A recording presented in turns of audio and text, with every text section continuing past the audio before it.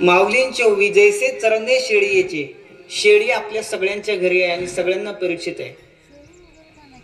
तिला किती खायला जरी घातलं तिचं पोट कधी भरतच नाही. तिला एखादा शेंडा हिरवागार दिसला की तो शेंडा मोडल्याशिवाय ती पुढे जात नाही. तसं आपलं मन आहे. एखादा विषय ऐकला की तिथं मन गेल्याशिवाय थांबत नाही. जैसे चरणे शेळीचे का धावणे वारियाचे, जाळणे आगीचे भलते उते. एखाद्या राज दरबारामध्ये अशी सभा आणि त्या सभेमध्ये राजाने प्रश्न केला. प्रश्न काय होता? म्हणाले माझ्या दरबारामध्ये एक शेळी आणली आणि तिचं पोट भरून जो देईल त्याला निम्म राज्य बक्षीस.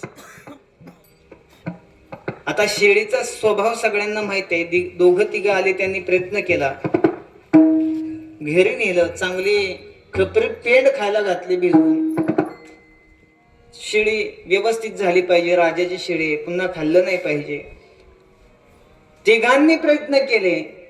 राजवाड्यात शेळी आली की राजा काय करायचा, ती पेंडी गवताची तिच्या पुढे ठेवायचा.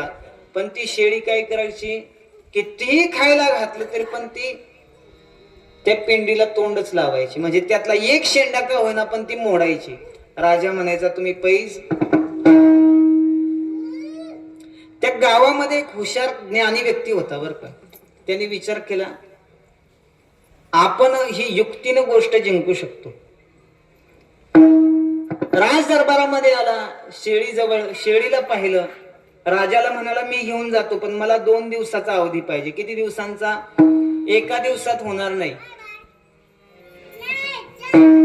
राजाने विचार केला विठ्ठल विठ्ठल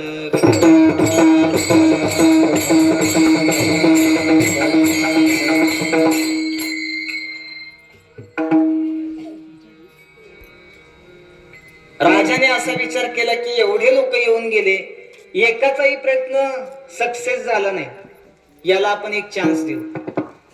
जा म्हणले शेळी घेऊन जा, 2 दिवसांनी आणून दे.